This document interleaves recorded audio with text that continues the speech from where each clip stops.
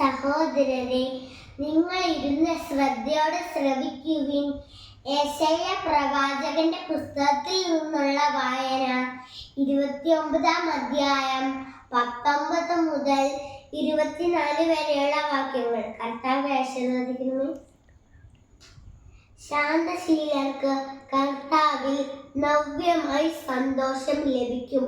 ദരിദ്രർ ഇസ്രായേലിന്റെ പരിശുദ്ധനിൽ ആഹ്ലാദിക്കും.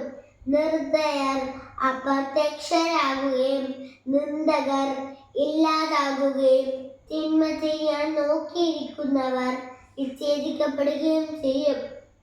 അവർ ഒരുവനെ ഒരു വാക്കിൽ പിടിച്ചു കുറ്റക്കാരനാക്കുകയും നഗര കവാടത്തിങ്കലിരുന്ന് ശാസിക്കുന്നവനെ കെണിവെക്കുകയും അടിസ്ഥാനരഹിതമായ വാദം കൊണ്ട് നീതിമാന് നീതി നിഷേധിക്കുകയും ചെയ്യുന്നു.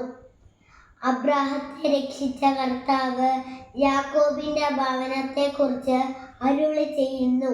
യാക്കോബിനിമേൽ ലജ്ജിതനാകുകയില്ല, ഇനിമേൽ അവന്റെ മുഖം വിവർണമാകുകയുമില്ല. ഞാൻ ജനത്തിന്റെ മധ്യേ ചെയ്ത പ്രവൃത്തികൾ കാണുമ്പോൾ അവന്റെ സന്തതി എന്റെ നാമത്തെ മഹത്വപ്പെടുത്തും. അവർ യാക്കോബിന്റെ പരിശുദ്ധനെ മഹത്വപ്പെടുത്തും. ഇസ്രായേലിന്റെ ദൈവത്തിന്റെ മുൻപിൽ ഭക്തിയോടെ അവർ നിലകൊള്ളും.